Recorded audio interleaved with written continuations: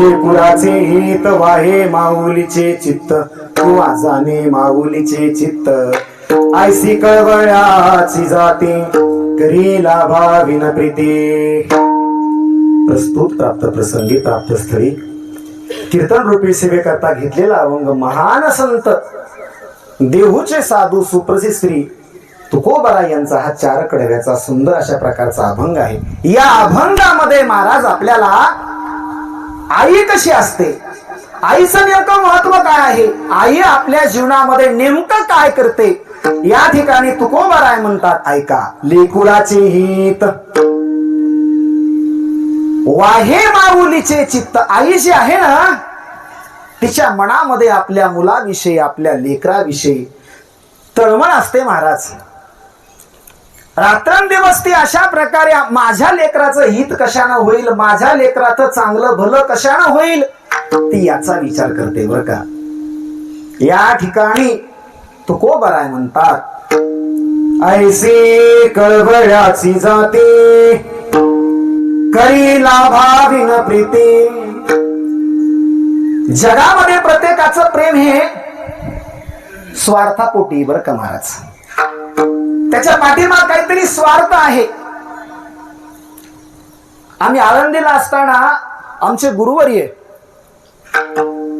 Shri doctor बाबा, त्यांचं नाव आहे नारायण महाराज जाधव बर का, ते सांगायचे महाराज की या जगामध्ये प्रत्येक माणूस कोणतीही क्रिया करत असताना त्याच्या पाठीमाग काहीतरी हेतू असतो बघा, काहीतरी उद्देश असतो. आणि ते नेहमी एक वाक्य बोलायचे, प्रयोजनम विना अनुद्देश्य मंदोपिना प्रवर्तते. काही ना काही हेतू असल्याशिवाय माणूस कोणतंच कार्य करू शकत नाही. त्याचा काहीतरी हेतू असतो बघा, त्याचा काहीतरी स्वार्थ असतो. गोस्वामीजी म्हणले एका ठिकाणी, सुरनर मुनी सब की हरिती स्वार्थ लाग करही सब प्रीती. पण तशी आई नाही बर का. आई कशी आहे, आईचं प्रेम कसं आहे ऐका. ऐसी कळवळ्याची जाते करी लाभा विन प्रीती. ती कोणत्याही लाभाची, कोणत्याही नाही का हेतूची अशी अपेक्षा न ठेवता आपल्या मुलावरती प्रेम करते महाराज. एवढंच नव्हे, ती आपल्या मुलाला पोटामध्ये अशा प्रकारे 9 महिने 9 दिवस वागवते आणि त्याचे सर्व अपराध सहन करते.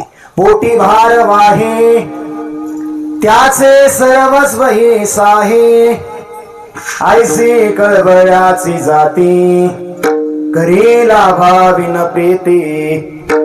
आणि शेवटी या ठिकाणी महाराज म्हणतात की ज्याप्रमाणे आई आपल्या लेकराचं हित पाहते रात्रंदिवस, त्याचे सर्व असे अपराध सहन करते, तस तुम्ही संत माय बाप तुम्ही काय करा. तुका म्हणे माझे तुम्हा संतावरी ओझे. आता हे सगळं माझं जेवढं काही जे ओझ आहे हे मी तुमच्यावरती टाकतो म्हणे. ऐसे कळवळ्याची जाती करी लाभा विन प्रीती. विठाला विठाला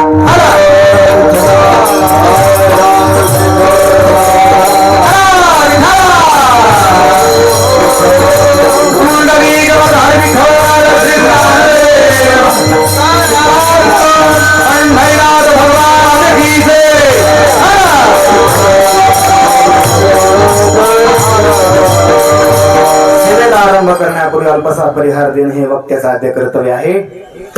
आज आपल्याला सर्वांना ज्ञात आहे कैलासवासी गयाबाई नारायणराव बडवणे. आज या ठिकाणी यांचं हे गोड जेवणाचा कार्यक्रम आहे आणि त्यानिमित्त या ठिकाणी हे समस्त बडवणे परिवार, त्यांचे मुलं, त्यांचे नातवंड, त्यांचे चिरंजीव, या ठिकाणी हे सगळ्या लेखी वगैरे हा सुंदर या ठिकाणी अशा प्रकारचा हा योग आहे कीर्तनाचा. या परिवाराला द्यावं तेवढे धन्यवाद कमी बघा. कारण की व्यक्ती गेल्यानंतर त्याच्या प्रीत्यर्थ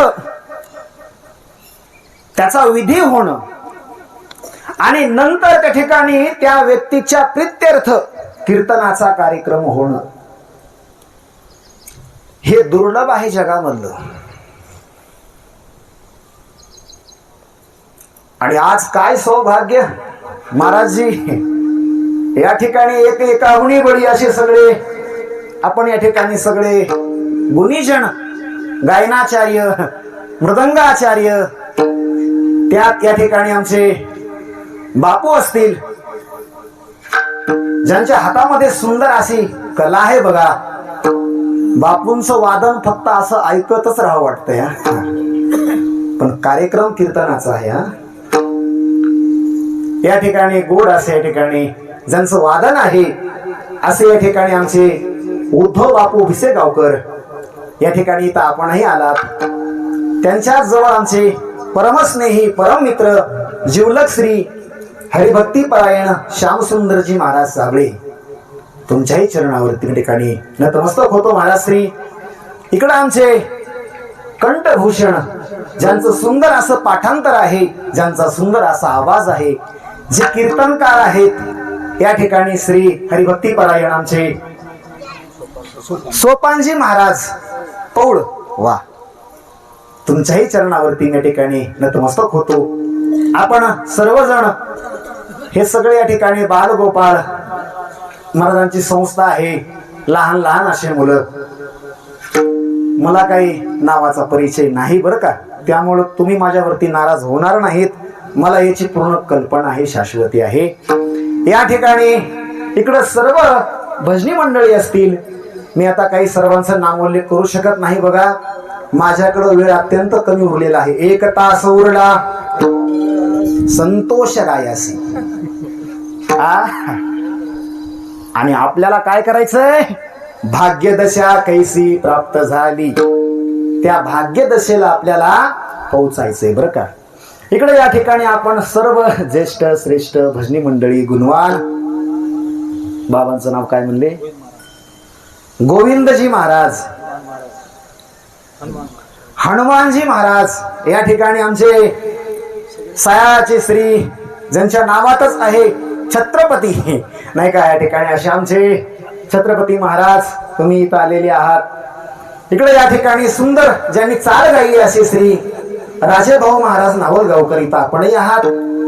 या ठिकाणी आमचे परमस्नेही परम मित्र श्री अनंत महाराज शास्त्री नाही का. आता कीर्तनामध्ये 2 शास्त्री बरं का, बस या ठिकाणी तेही शास्त्री आहेत, आम्हीही शास्त्री आहोत. इकडे या ठिकाणी आमचे परमस्नेही परम मित्र, ज्यांचं आमच्यावर खूप प्रेम आहे बघा, असे महारुद्र महाराज बोबडे धारखेडकर आपणही आलात. ज्यांनी मला या ठिकाणी ही तारीख घेतली अशी आपली सर्वांच्या ठिकाणी आदरणीय श्री अशोकजी महाराज शेळके, आपले काळे साहेब कुठे, अच्छा संजय रावजी काळे, त्यांनी आमचं कीर्तन ऐकलं बघा वेळापूर मध्ये देवई मायच्या दिंडीमध्ये. आणि या ठिकाणी सुंदर असा योग आला बघा. माझ्या पाठीमागं 2 सोबदार आहेत, इकडं पुढं आमचे विनेकरी बाबा आहेत. आणि या ठिकाणी इथं हे कीर्तन सेवा मला मिळाली बरं का, मी भाग्यवान आहे. महाराजजी, माझे वडील या ठिकाणी अनेक वेळेस येऊन गेले असतील. मी वारकरी आहे, वैष्णव आहे, पण माझे वडील दत्तात्रयाचं भजन करायचे. आणि माझ्या वडिलाची या ठिकाणी इथले जे महंत होते पहिले, त्यांचं नाव गंगागिरी महाराज, त्यांच्यावरती खूप श्रद्धा होती बरं का. ते या ठिकाणी इथं अनेक वेळेस येऊन गेले बघा. तर या ठिकाणी या प्रांगणामध्ये आता जे विद्यमान म्हणत आहेत श्री दत्तगिरी महाराज, या ठिकाणी त्यांच्याही चरणावरती मी या ठिकाणी नतमस्तक होतो. या ठिकाणी आमचे महाराज श्री अनंत महाराज शास्त्री, या ठिकाणी यांचं इथं पुढे हे युट्यूब चॅनल आहे, संत देवईमाय युट्यूब चॅनल. आणि त्याच ठिकाणी त्यांच्याच शेजारला आमचं पण छोटं चॅनल आहे संतोष महाराज शास्त्री गंगाखेडकर म्हणून. नंतर हे कीर्तन सेवा आपल्याला ऐकायला मिळणार आहे. तेव्हा या ठिकाणी हे सुंदर अशा प्रकारचं नियोजन आहे बघा.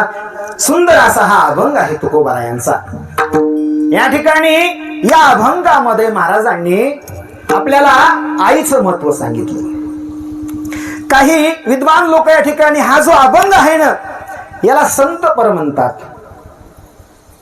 एका अभंगाचा एकच अर्थ असतो. हा अभंग अशाच अर्थाचा आहे, असाच आहे, असा काही दंडक नाही बरं का माझा तुम्हाला. काही महात्मे या ठिकाणी या अभंगाला संत पर अभंग आहे म्हणून त्याला ते नाही का सांगतात.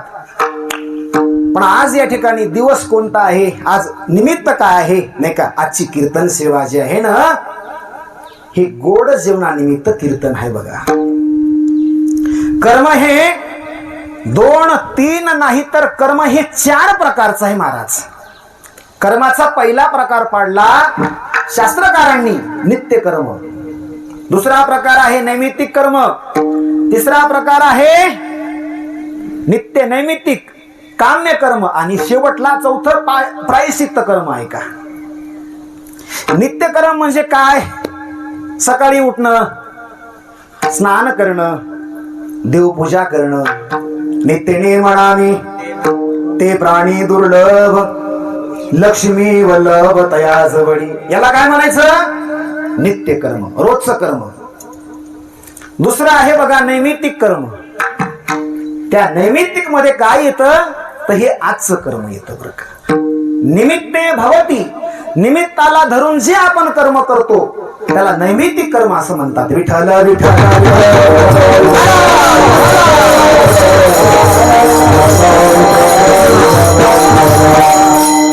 आज या ठिकाणी आजचा हा दिवस जो आहे तो या परिवाराकरता महाराज एक प्रकार पर्वकाळ सांगितला शास्त्रानं नाही का. आपण जीवनामध्ये असे अनेक पर्वकाळ पाहतो बघा.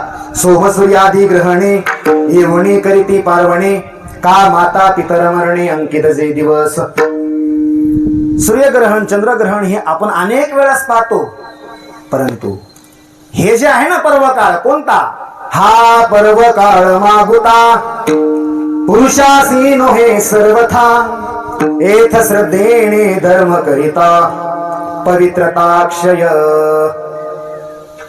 पुरुषासी पर्वकाळ जन्मात जोडे एक वेळ, का माता पित्याचा अंतकाळ ती धर्माची वेळ अति पवित्र. आजचा दिवस जो आहे ना या ठिकाणी या परिवाराकरता हा पर्वकाळ सांगितला. मायबाप प्रत्येकाच्या जीवनामध्ये एकदाच जातात बरं का, अनेक वेळेस नाही. मकर संक्रांत, चंद्रग्रहण, सूर्यग्रहण हे अनेक वेळा येऊ शकतं. पण माता पित्याचा अंतकाळ पुन्हा पुन्हा येत नाही बरं का. म्हणून याला हा पर्वकाळ मागुता पुरुषासी नोहे सर्वथा असं म्हणल्या गेलं. मग या ठिकाणी त्यांच्या प्रित्यर्थ जो त्यांचा परिवार आहे त्यांनी काय करावं महाराज नाही का. झाला प्रेतरूप शरीराचा भाव, लक्षीयला ठाव स्मशानीचा. तो व्यक्ती गेला, ते आपले वडील असो, आई असो, आजी आजोबा जो कोणी आहे ते गेल्यावरती महाराज तो जो परिवार आहे त्याने त्यांचं ते जे पुढचं कार्य आहे ते केलं पाहिजे. तो विधी केला पाहिजे बघा. गंगेवरचा विधी, मासिक विधी, षडमासिक विधी, वर्ष श्राद्ध हे असं आपण सगळं कर्म केलं पाहिजे. त्याच्यामध्ये आपण आपल्या घरी काय करतो ते एक पुराण लावतो बघा. त्याचं नाव गरुड पुराण. महाराज कीर्तनामध्ये तुम्ही कितीही सांगा 1 तासामध्ये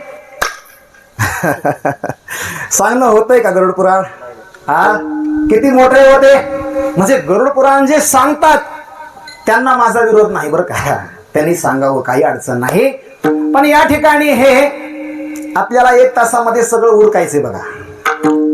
पुराण जे आहे ना, पुराण शब्दाचा अर्थ होतो शास्त्रामध्ये पुराण भवती इति पुराण. पुराण म्हणजे काय. पुरा म्हणजे जे जुनं कधी होत नाही त्याला पुराण असं म्हणतात. आणि श्यामसुंदर महाराज ज्यानं सकल शास्त्रांचा अभ्यास केला, ज्यानं सकल पुराणांचा अभ्यास केला. किती पुराण आहेत महाराज?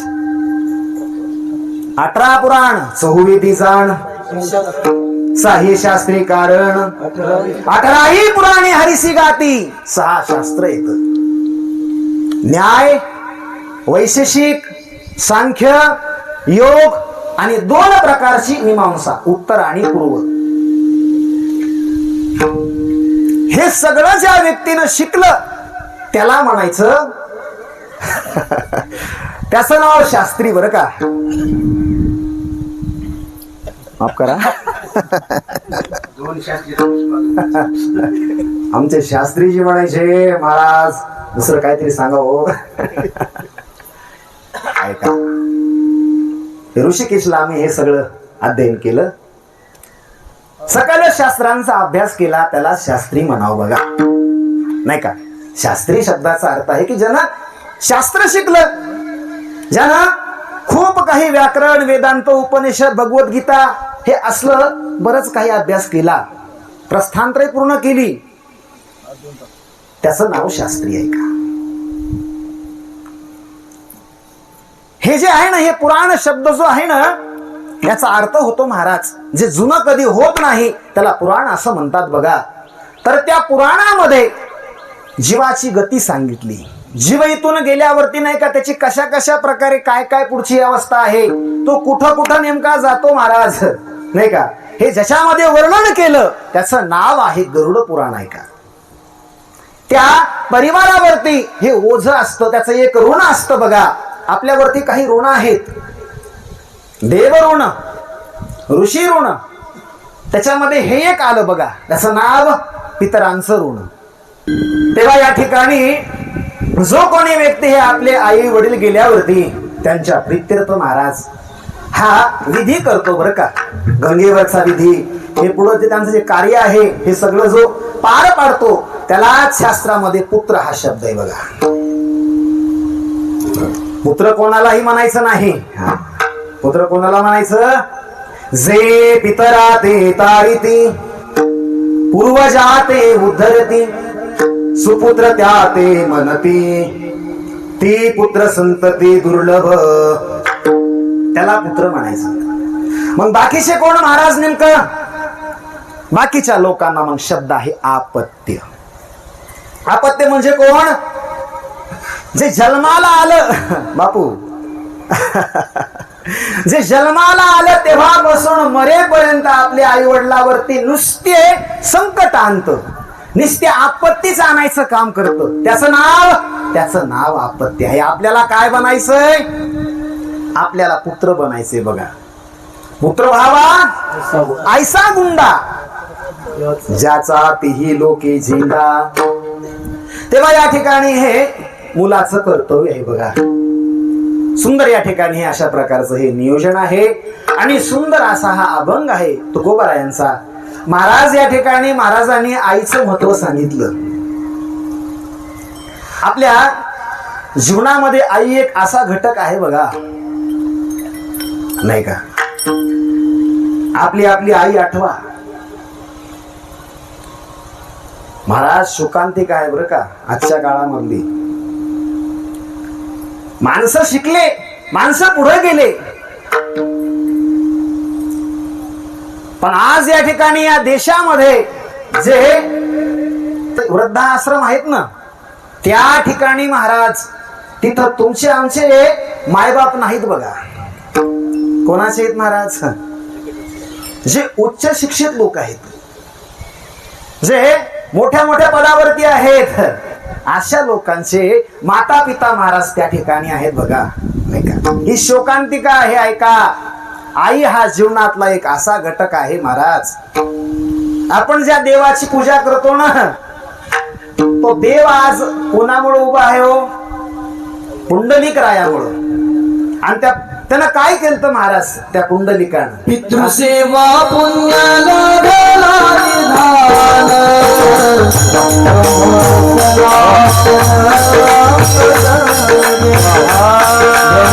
सनातन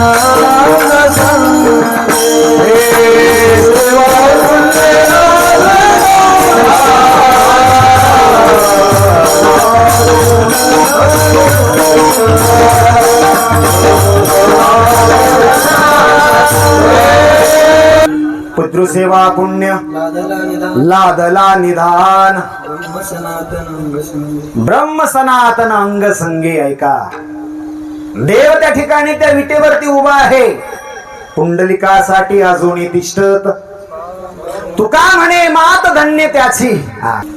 देव विटेवरती उभा आहे, कोणाकरता उभा आहे हो? आता आपण वारी केली बघा पंढरपूरची, कोणासाठी उभा आहे?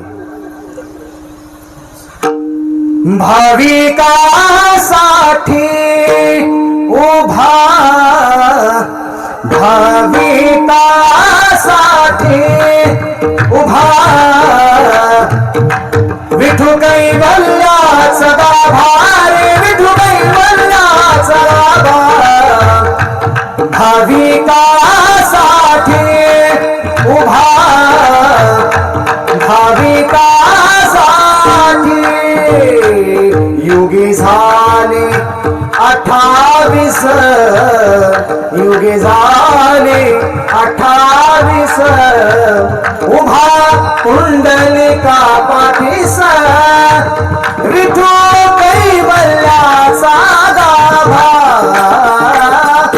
भाविकासाठी उभा, भाविकासाठी. कोणासाठी देव उभा आहे महाराज? भाविकासाठी. केव्हापासून उभा आहे?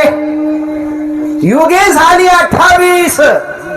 ऐका, माय आई बाप जे आहेत ना, त्यांना आमच्या संतांनी देव म्हणलं महाराज. सकळ तीर्थाची धुरे जे का माता पितरे, तया सेवे सिकीर शरीरे लोन कीजे. माय बापे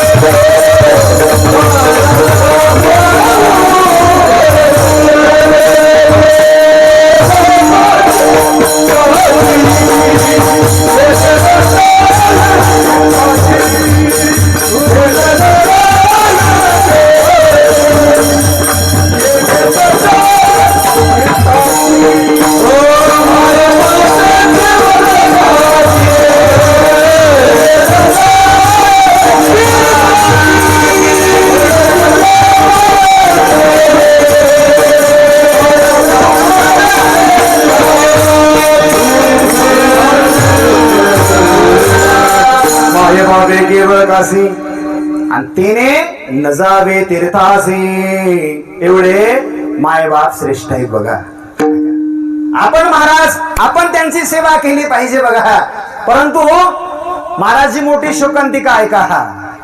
जिवंतपणे महाराज मुलगा आपल्या आईला आपल्या बापाला विचारत नाही हो. जिथे पडले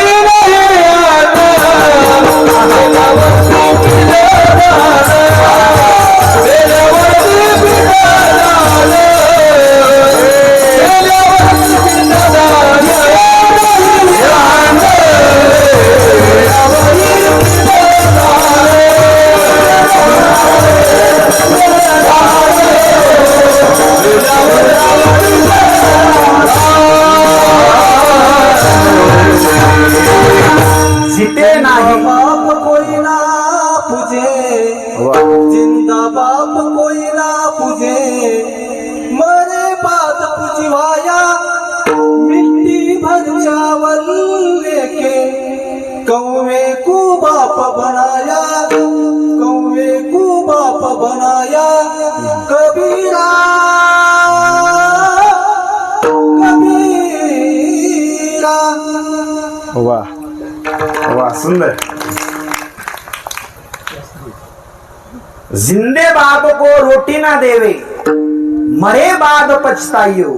आम्ही का जिवंत बापाला आईला विचारत नाही बघा. आणि महाराज गेल्यावरती ते नाही का मग काय करतो ऐका, मग महाराज ते 51,000चा महाराज बोलवतो. किती आणि जवळच्या 10-5 गावांना सांगतो महाराज, या कार्यक्रम आहे आमच्या आईचं गोड जेवण आहे. याला काही अर्थ नाही बघा. माणसानं जिवंतपणी आई वडील जिवंत असताना महाराज आपण त्यांना विचारलं पाहिजे, आई तू जेवलीस का, बाबा तुम्ही जेवलेत का, बाबा तुम्ही कसे आहेत. श्यामसुंदर महाराज, मी या ठिकाणी तुम्हाला बरं का अधिकारानं सांगतो, माझे वडील 2001 साली वारले आणि माझे वडील गेल्यावरती महाराज आमच्या घरावरती दुःखाचा डोंगर कोसळला बघा. घरातला करता व्यक्ती गेला हो. 2 भाऊ ते पण बाहेर राहिले काही कारणास्तव, आणि मी एक सर्वसामान्य घरातला व्यक्ती, ते शेतीचा कारभार सगळा पाहणारा. महाराज खरं बर का, मला महाराज बनवले माझ्या आईनं. आज हा संतोष महाराज शास्त्री झाला कसा, तर याच्यामध्ये माझ्या आईचा सिंहाचा वाटा आहे. माझ्या आईनं नेलं मला मंदिरामध्ये, माझ्या आईनं मला काळ शिकवला, तिनं माझ्या गळ्यामध्ये हे तुळशीची माळ घातली बरं का. माझ्या जीवनामधला माझा पहिला गुरु माझी आई आहे. आणि महाराज तिच्यामुळे या ठिकाणी आज मी या ठिकाणी या पदाला पोहोचलो बघा. हे माझ्यावरती माझ्या आईचे उपकार आहेत. आणि तुम्हाला इथून एक सांगतो गोष्ट अभिमानानं, माझी आई माझ्याकडे आहे बरं का. माझ्या आईला मी सांभाळतो, पण माझ्या आईला महाराज मी तीळ मात्र देखील दुःख लागू देत नाही बघा. याचा मला आनंद आहे. बाबांनो, हे कीर्तन प्रवचन हे सगळं करा, परंतु प्रथमतः आपल्या आई वडिलांना जपा, त्यांची काळजी घ्या. महाराज, एक आई काय करत नाही आपल्या परिवारासाठी, हाडाची काढा करते, रक्ताचं पाणी करते महाराज, अहोरात्र अशा प्रकारे कष्ट करते. ती आपल्या मुलांसाठी काय करत नाही. त्या आईसाठी महाराज एका कवीने एक कविता लिहिली बघा. आई आई आई आता म्हणावे कुणाला. आज या ठिकाणी आपल्यामधून कैलासवासी गयाबाई नारायणराव बडवणे या निघून गेल्या. आज खऱ्या अर्थानं महाराज त्या लेकींसाठी हे माहेर जे आहे हे सोनं सोनं झालं बघा.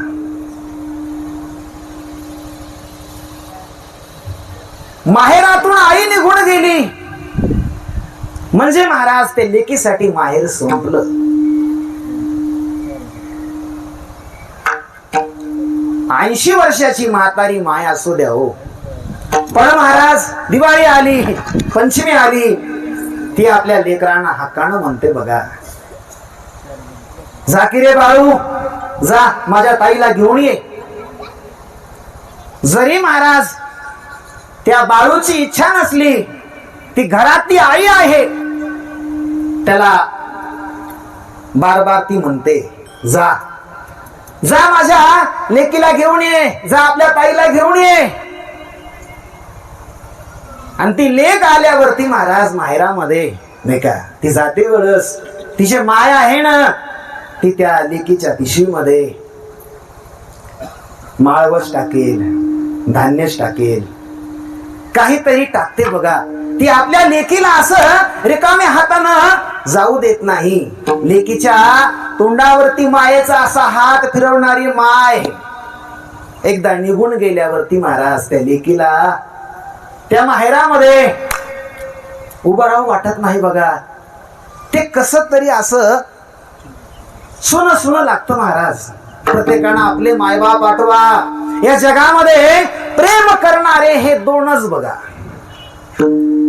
दुसऱ्यांचं प्रेम हे स्वार्थापोटी आहे.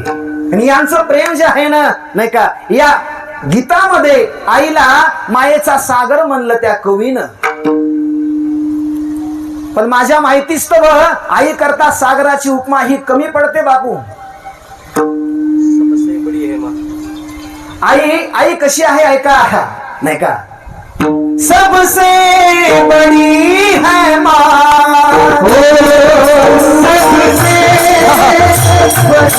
सबसे बड़ी है माँ,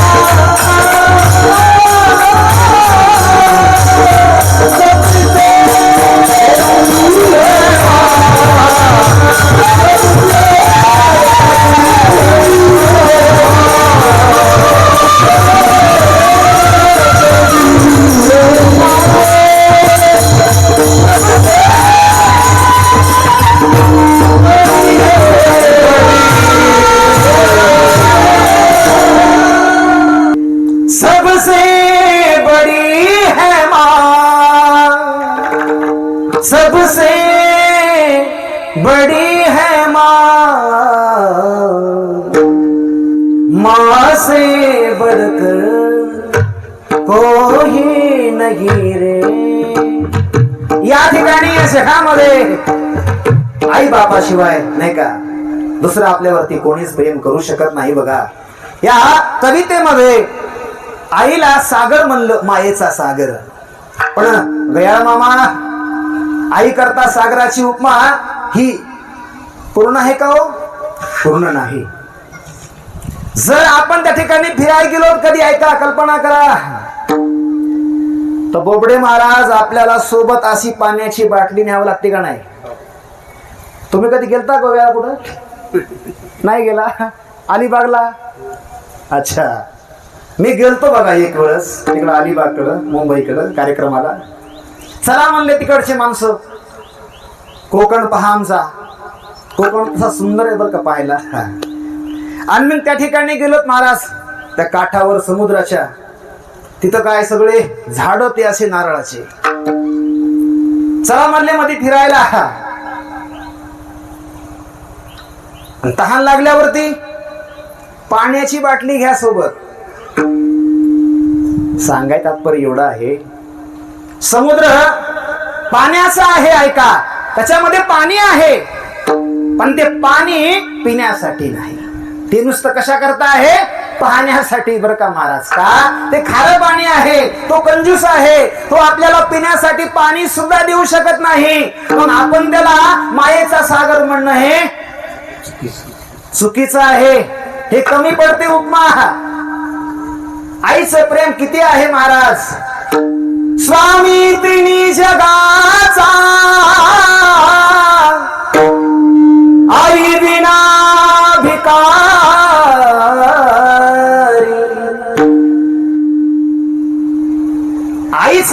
बापाचं महत्व कितीही सांगितलं सांगणं शक्य नाही महाराज. अशी जी आई आहे ना तिच्या मनामध्ये आपल्या लेकराच्या हिताची तळमळ असते. अभंगाच्या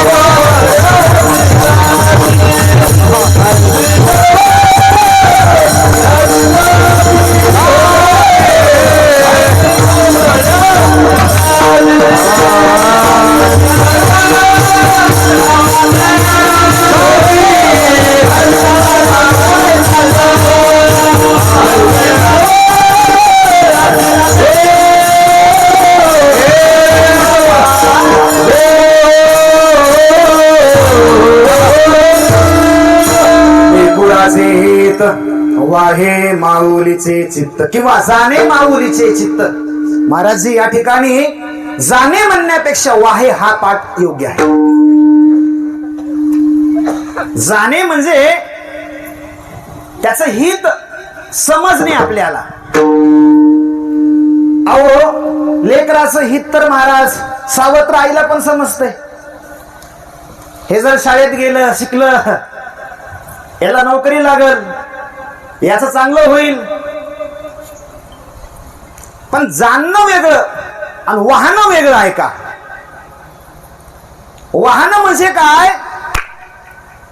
ते नुसतं जाणतच नाही, जाणून ती वाहते. पोटामध्ये तिच्या एक तळमळ असते बघा.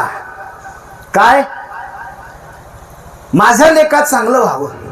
मातेचे या चित्ती अवधी बालकासे अवधी बालकासे राखे अवधी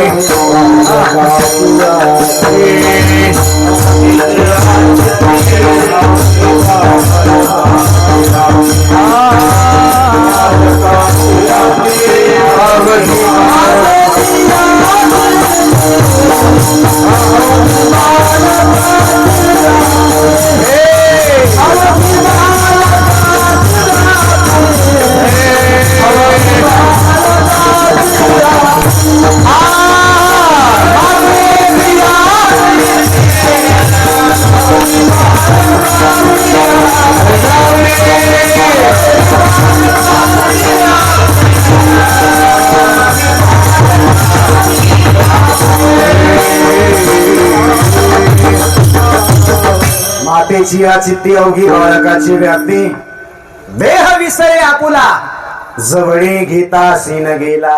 ऐका लेकराचं हित जाणणं, जाणणं म्हणजे कळणं आणि ते हित जे आहे ते आपल्या पोटामध्ये अशा प्रकारे वाहन याच्यामध्ये फरक आहे बघा. म्हणून लेकुराचे हित जाणे म्हणण्यापेक्षा वाहे माऊलीचे चित्त. या ठिकाणी एक शब्द वापरला ते म्हणजे माऊली.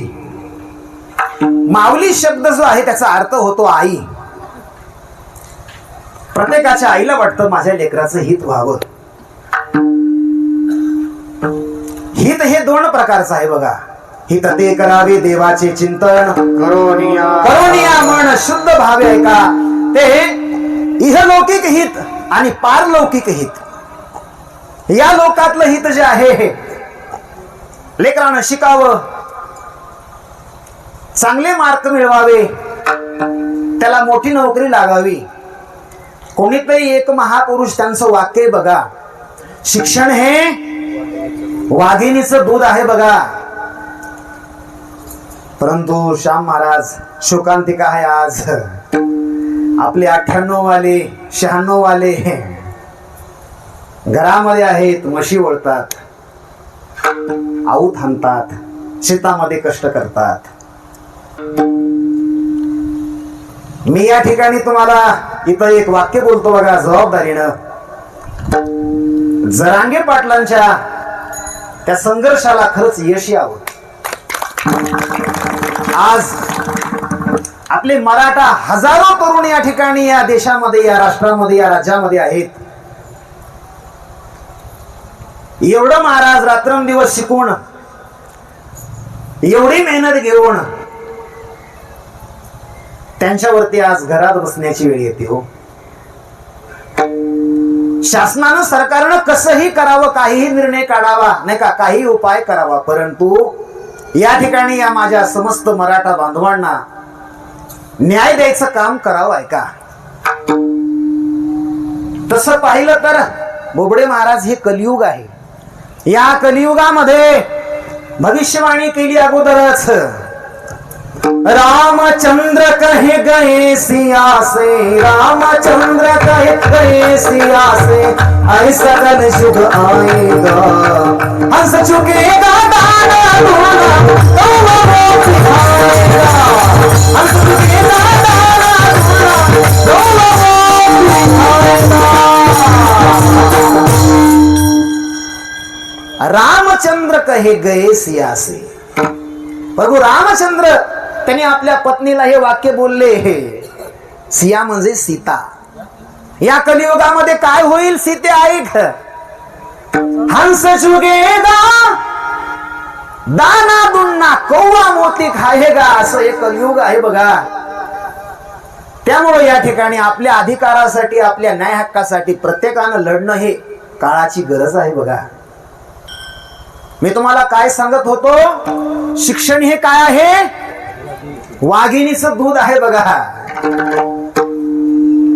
माझा लेख शिकावा, त्याचं चांगलं व्हावं, त्याला नोकरी लागावी, असं प्रत्येक आईला वाटतं. हे झालं या लोकातलं हित. हित दोन प्रकारचं आहे. आणि परलोकातलं हित कसं असतंय का, आपण एक कथा ऐकतो भागवतामध्ये, 4थ्या स्कंदामध्ये अशी कथा आलेली आहे. मनुला 3 मुली होत्या आणि त्याला 2 मुलं होते बघा, आकुती, देवहूती आणि प्रसूती.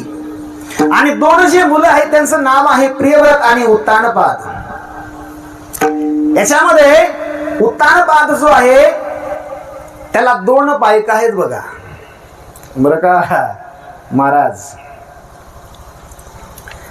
तसं आता बंदी आणली आपल्या हिंदू लोकांवरती नाही का, कायद्यानं ते पण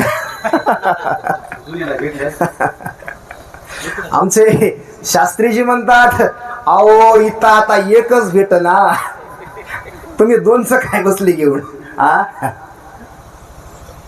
याला 2 बायका होत्या ऐका, ह्या उत्तानपाद राजाला. याच्यामध्ये मोठीचं नाव आहे सुनीती आणि बारकीचं नाव आहे सुरुची.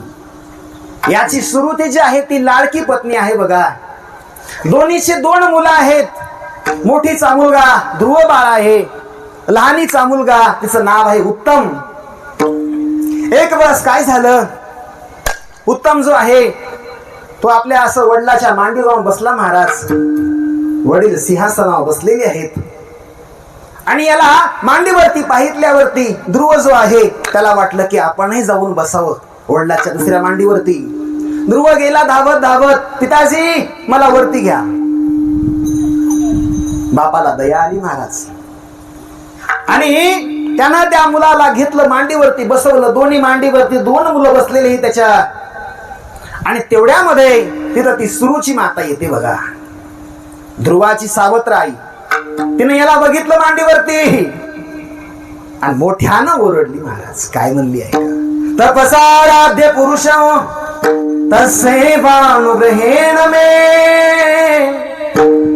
गर्भे त्वं साधयात्मानं यदिच्छसि नृपासनं. अरे काय मांडीवरती बसलास, तुला जर ही मांडी पाहिजे ना, तू काय कर, तपसा आराध्य पुरुष, तपश्चर्या कर त्या परमपुरुषाची आणि देवाला प्रसन्न करून घे आणि देवाकडे तू वर माग. तू मला काय करते, आईच्या पोटी जन्माला घाल म्हणे त्या सुरुची मातेच्या.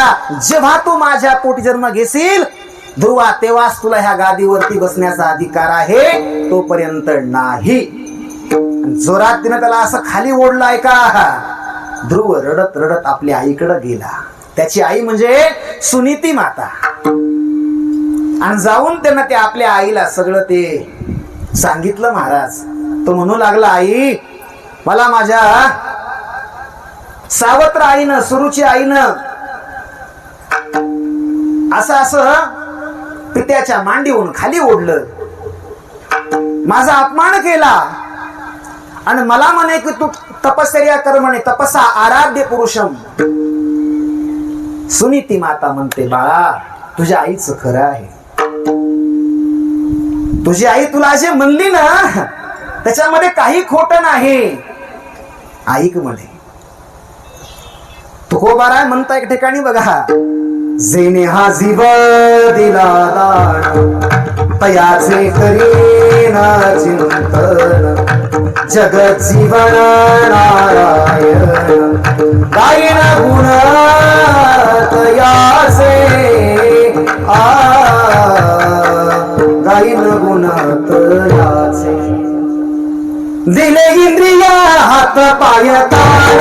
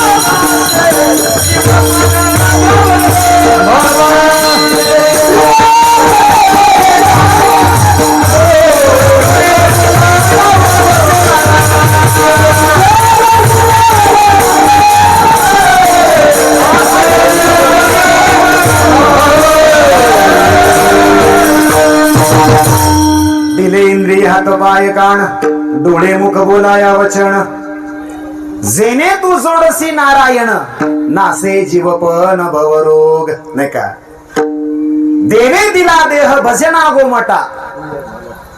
कशा करता साहेब? भोजना नाही बर का,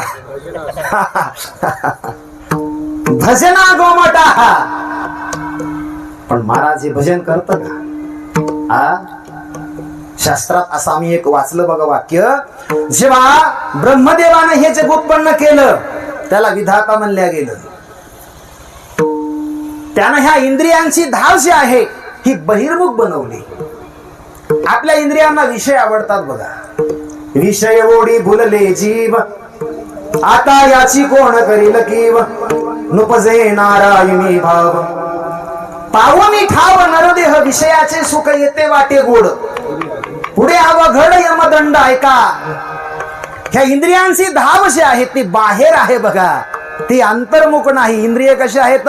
बहिर्मुख आहेत. आई म्हणू लागली आपल्या बाळाला, त्या ध्रुवाला, अरे ध्रुवा तुझ्या आईचं खरं आहे. तुझी आई जे म्हणली ना,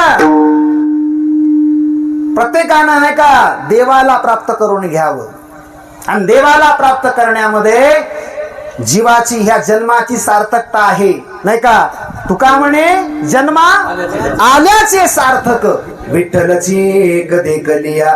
जसं गंगा जे आहे ना, तुका म्हणे गंगा सागर संगमी अवघ्या झाल्या उर्मी एकमय. माणसानं ह्या मनुष्य देहामध्ये फक्त परमार्थ करावा बघा. प्रमाण खूप आहेत.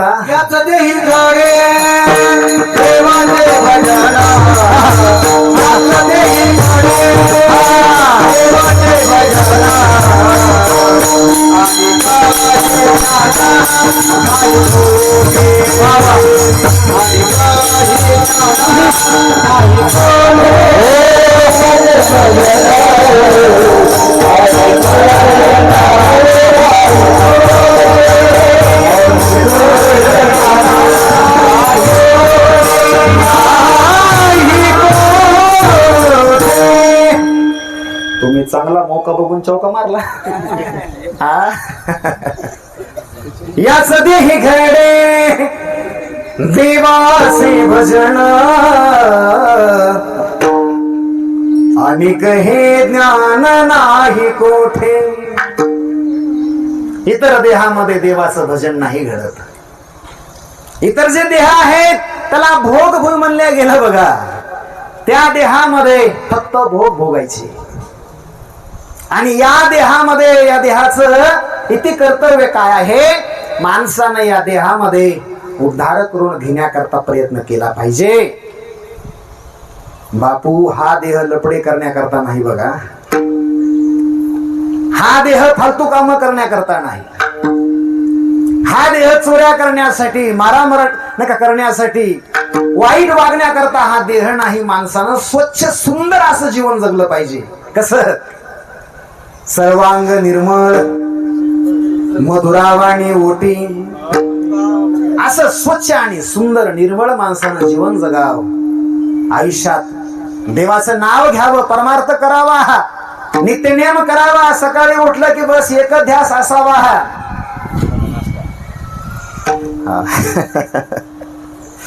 नित्य उठून या ते तर आपण तेच करत आलोत बर का. हा भक्तिविन पशु कशाशी वाढला. वा वा वा. असा काहीतरी आपण नियम घेतला पाहिजे रोजचा की मी ही गोष्ट केल्याशिवाय घराच्या बाहेर पडणार नाही.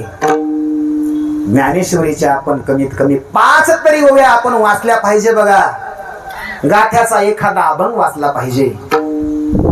देह कशा करता आहे. हा देह याच्यासाठीच आहे नाही का. आणि मोठी पुण्याई मोठं भाग्य आपलं ऐका.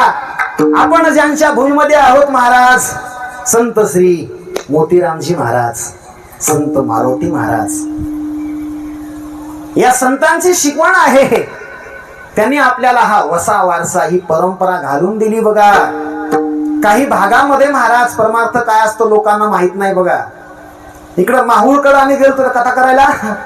तिथं म्हणे आम्हाला कीर्तन करा तुम्ही. आम्ही म्हणलं कीर्तनासाठी विना लागतो.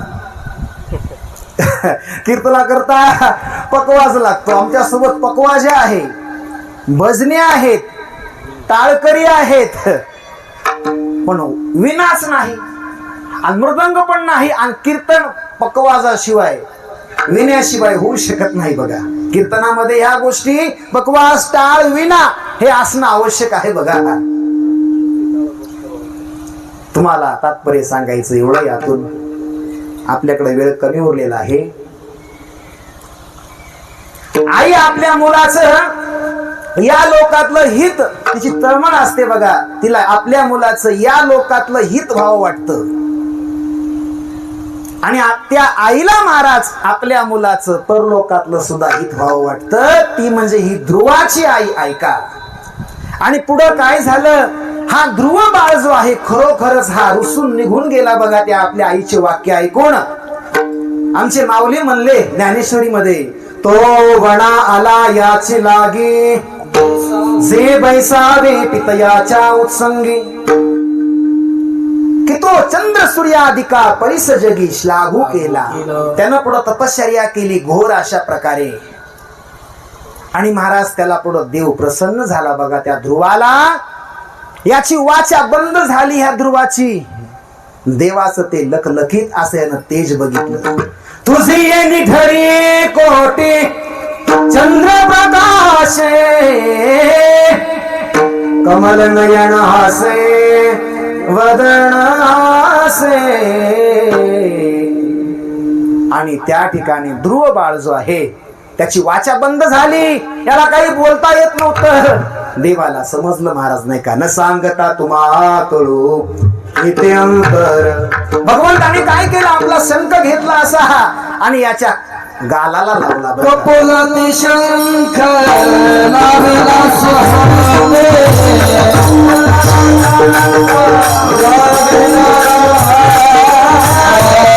कपोलाती शंख लावला सुहावे,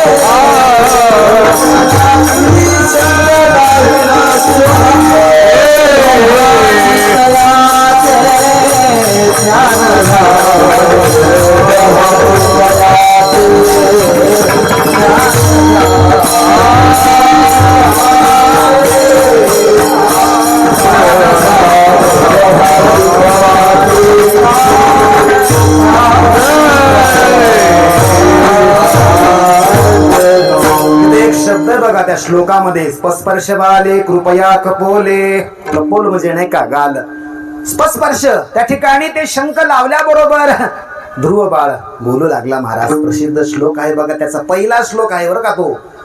यौंतः प्रविश्य मम वाच मिमां प्रसुप्तां संजीवयत्य किल शक्तिधर स्वधामना अन्यांश हस्तचरण श्रवणत्व गादिं प्राणा नमो भगवते पुरुषाय तुभ्यं. आणि यानं स्तुती केली देवाची. आणि त्या ठिकाणी भगवंतांनी महाराज त्याला एक पद दिलं, अढळपदी बाळ बैसविला धुरू सिराचा सागर उपमन्या आहे. कोणामुळे घडलं महाराज? त्याच्या आईमुळे घडलं का नाही? म्हणून लेकुराचे हित वाहे माऊलीचे चित्त. अशा प्रकारे आई जे आहे ते आपल्या लेकराचं हित अशा प्रकारे ते आपल्या मनामध्ये आपल्या अंतःकरणामध्ये वाहे म्हणजे वागवते, त्याच्या हिताची इच्छा करते बघा. हानी मारी प्रीती हितासानी, हानी मारी प्रीती हितासानी,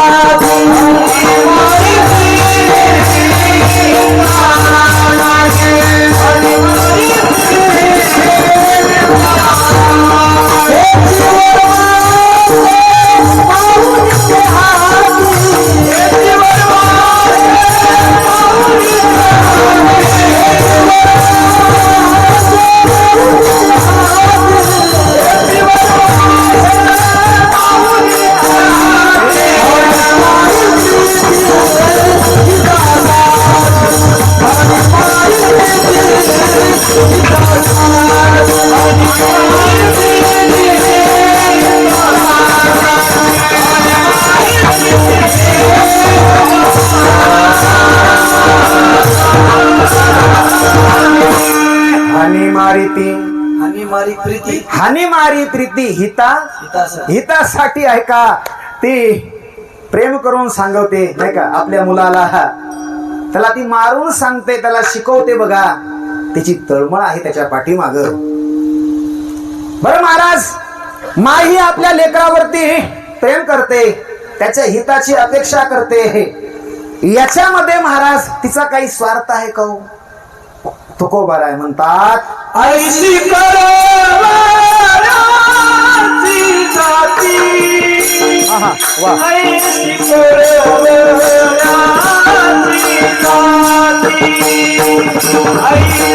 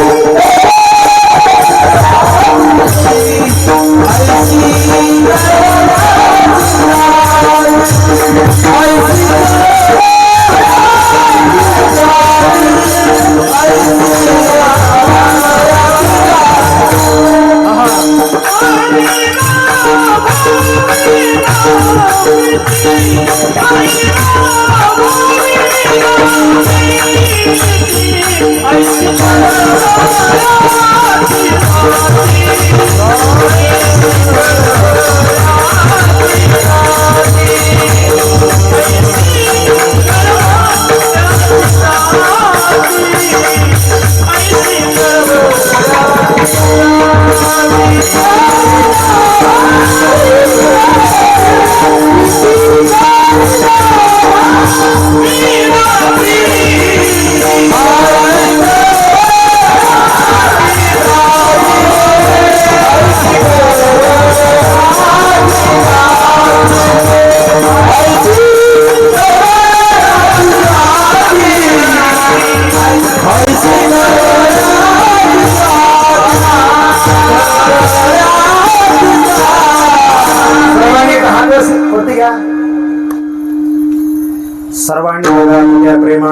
मोठ्या आनंदानं कोणीही आळस करायचा नाही बघा. विठोबार खुमाई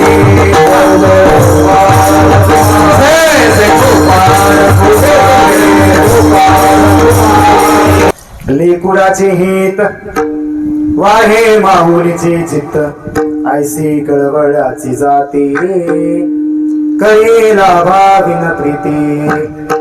तुकोबाराय म्हणतात एक आई जी आहे ना ती अशा प्रकारे महाराज आपल्या लेकराच्या हिताचा विचार करते बघा. या लोकातलं हित आपण पाहितलं, आपण परलोकातलं हित पाहितलं बघा. एक आई होऊन गेली शास्त्रामध्ये, ती म्हणते महाराज आपल्या बालकाला उपदेश करते बघा. हा देहोणाशी बात मूळमूत्राचा वैचर्म घातले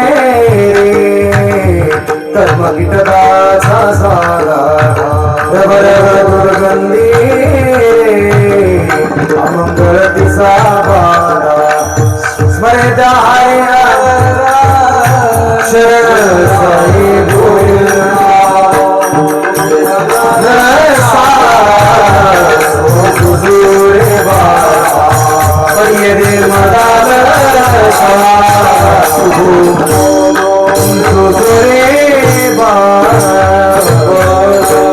अशा प्रकारे महाराज आई जी आहे ती आपल्या लेकराच्या हिताचा विचार करते. आईचं आपल्या लेकराच्या प्रती किती प्रेम असतं बघा. वेळ संपलेला आहे. आपण अशी कथा ऐकतो शिवकथेमध्ये गणपतीसाठी त्या पार्वतीनं महाराज आग्रपूजेचा मान मिळवून घेतला बघा. कधी आला योग ही कथा तुम्हाला विस्तार रूपानं सांगेल. आता या ठिकाणी वेळ नाही आपल्याकडं. तेव्हा तिच्या अंतःकरणामध्ये कुठल्याही प्रकारचा स्वार्थ नसतो. महाराज म्हणतात ऐसी कळबळ्याची जाती करेला भाविन प्रीती.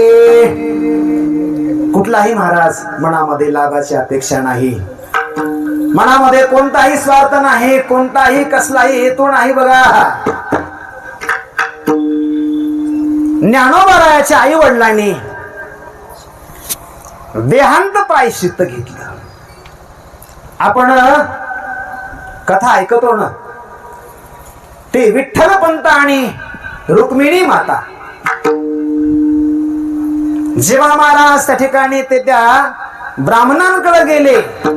आता आमच्या लेकरांची मुंज करायची आहे, आता यांना बटूक बनवायचं आहे, यांचा पुढे ते उपनयन संस्कार करायचा आहे.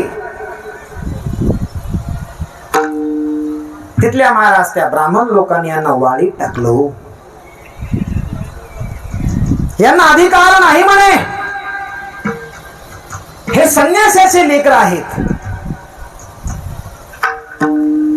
निवृत्ती, ज्ञानदेव, सोपान, मुक्ताबाई हे 4 लेकर महाराज. त्या ठिकाणी ती रुक्मिणी आणि ते विठ्ठलपंत महाराज त्या ब्राह्मण लोकायला हात जोडून त्यांना विनंती करतात, अहो आमच्या लेकरांना पदरात घ्या, यांना स्वीकार करा, यांना मान्यता द्या. पण निष्ठुर असा तो कठोर असा त्या काळचा समाज, त्या काळची व्यवस्था महाराज, त्या व्यवस्थेनं महाराज आमच्या ज्ञानोबारायांना त्रास द्यायचं काम केलं. नाही स्वीकारलं. ती ब्राह्मण सभा त्यांनी यांना आट मांडली, यासाठी तुम्हाला देहांत प्रायश्चित्त घ्यावं लागेल.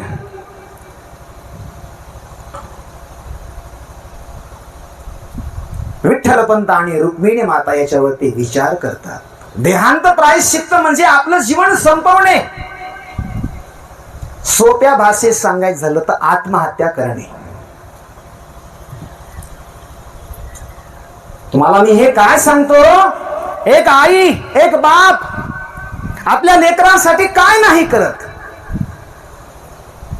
आणि त्या ठिकाणी महाराज या लेकरांना स्वीकारावं, यांचा लोकांनी छळ करू नाही,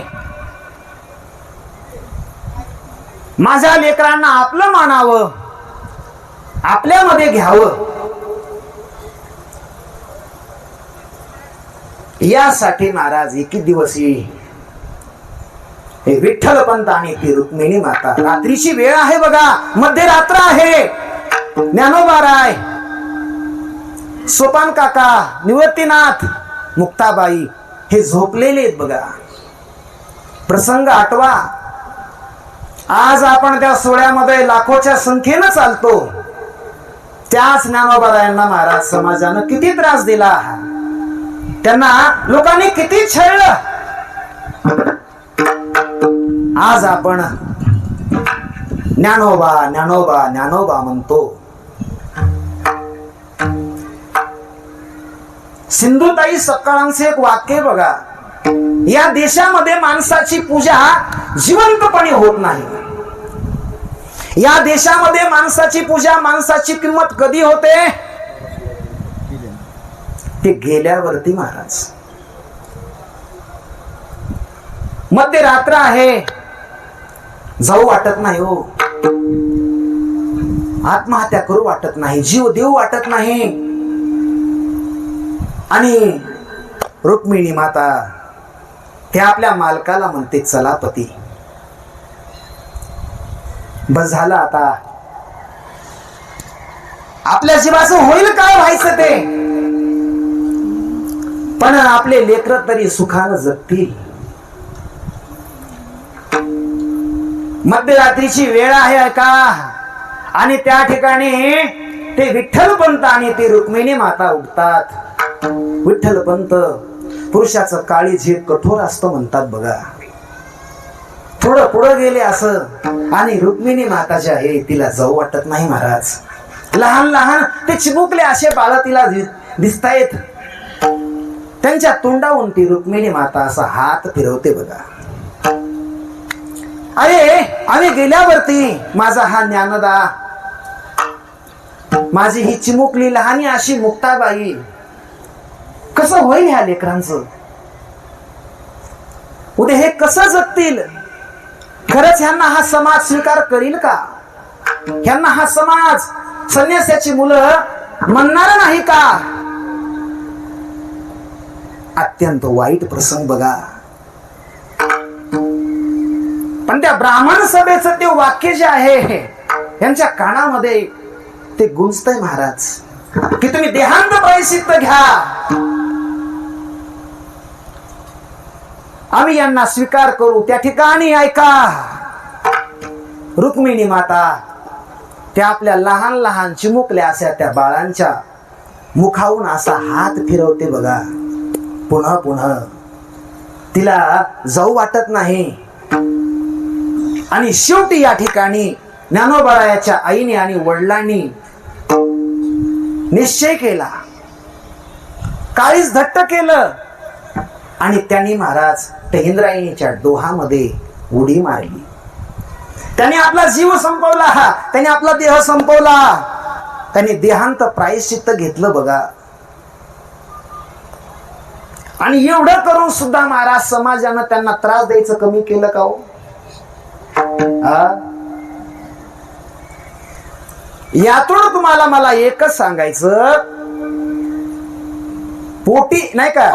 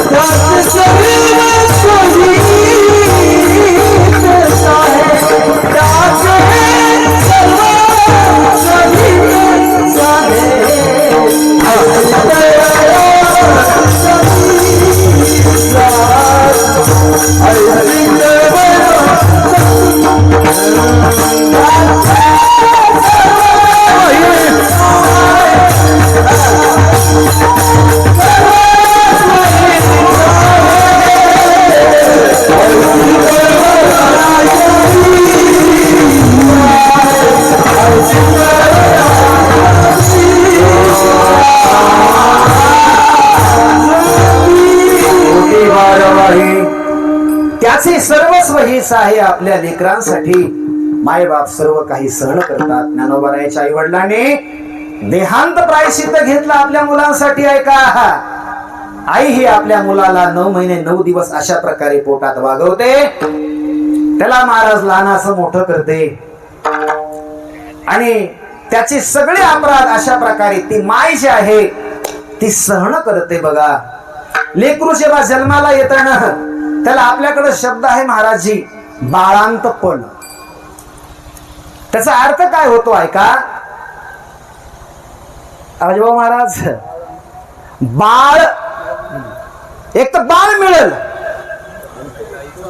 अन्यथा तिचा अंत होईल. कोणाला वाटतंय का माझं मरण, मला मरण यावं? जरी माणसं म्हणले वैतागुण, मरण तर येईना झाले.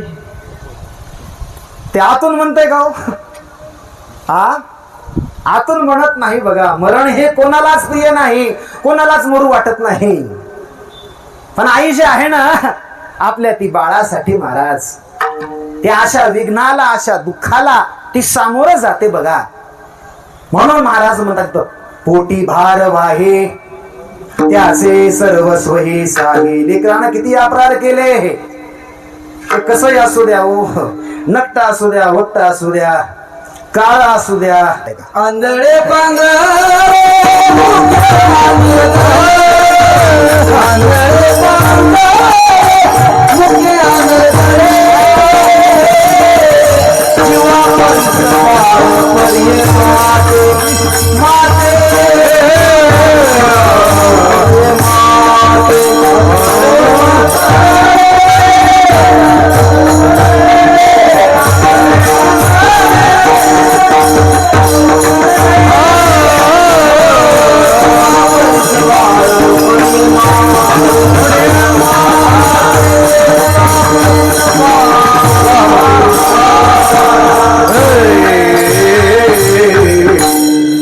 आंधळा असू द्या, पांगळा असू द्या, मुका असू द्या, बहिर असू द्या, नकटा असू द्या, कस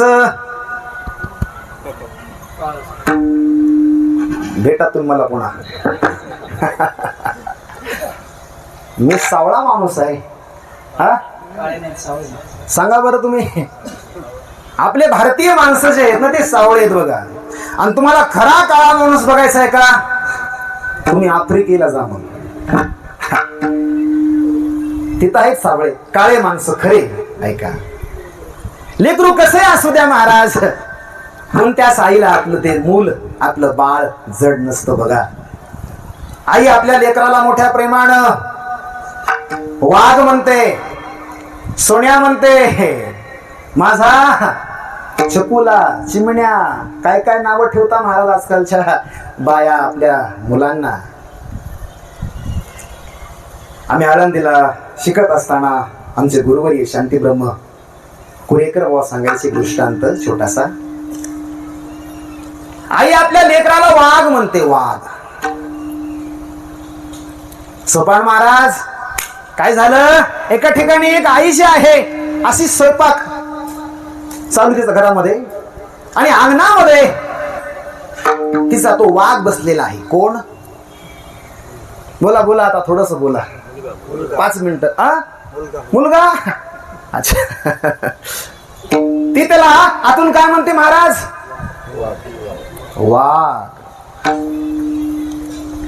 स्वयंपाक चालू आहे आईच्या आतमध्ये, घरामध्ये, अंगणामध्ये तिचा हा बसलेला आहे बर का.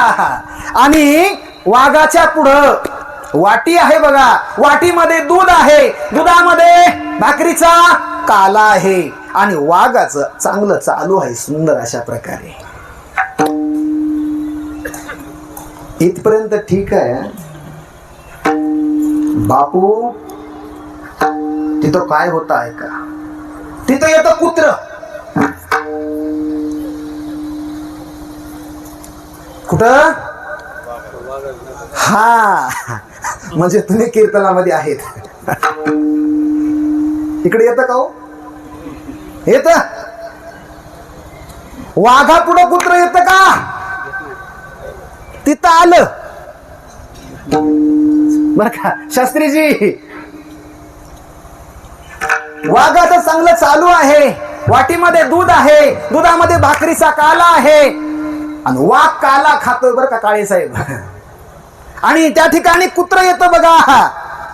आई आतून म्हणते माझा वाघ, माझा सोन्या. ते कुत्र एवढ्यावर थांबत नाही. हा कुत्र काय करत, पहिलं त्या वाघाच्या वाटीतला काला पार करत. त्याला वाघ काही म्हणत नाही बघा. नंतर कुत्र काय करत, ते काला संपल्यावरती ते वाघाचे असे बोट चाटत. त्याला वाघ काही करत नाही. नंतर ते कुत्र जे आहे ना, वाघाचे असे होठ चाटून कुत्र निघून जात. त्याला वाघ काहीच करत नाही बघा. मग मला एक प्रश्न पडतो इथं, त्या बाईचा तो वाघ आहे ना, मग इथं वाघापुढं पहिली गोष्ट कुत्र आलं कसं, आणि कुत्र्यानं हे सगळे पराक्रम करस तर वाघ तुझा गप्प कसा काय बसला. तर आमचे गुरुवर्य शांती ब्रह्म कुरेकरवा सांगायचे, हे आईचं आपल्या मुलावरती असणार हे वात्सल्य प्रेम आहे. आणि त्या वात्सल्य प्रेमाला या जगामध्ये दुसरा पर्याय नाही, तोड नाही. ऐका, तेवढं प्रेम कोणी करू शकत नाही आपल्या मुलांवरती. तेव्हा या ठिकाणी हे बडघणे परिवार यांच्यातून, बडवणे परिवार या ठिकाणी यांच्यातून कैलासवासी गयाबाई नारायणराव बडवणे या ठिकाणी या आपली इहलोकातली यात्रा संपूर्ण परलोकामध्ये निघून गेल्या. या ठिकाणी त्यांचा हा जो प्रवास आहे नाही का, त्यांनी जे जीवन जगलं महाराज, जरी ते आपल्यामध्ये आज जिवंत नसल्या तरी सुद्धा या ठिकाणी त्या मरावे परी कीर्ती रूपी उरावे. तुका म्हणे एका मरणेचे सरे उत्तमची उरे, कीर्ती मागे गेले दिगंबर. ईश्वर विभूती राहिल्या त्या कीर्ती जगा माझे. या ठिकाणी ती माय जी आहे ती आज आपल्यामध्ये जरी नसली तरी या ठिकाणी ती तिच्या कार्याच्या रूपानं आपल्यामध्ये महाराज आता सुद्धा त्या जिवंत आहेत बघा. या ठिकाणी या परिवाराने हा इथं सुंदर असा कार्यक्रम केला. खूप खूप महाराज त्यांना धन्यवाद देतो.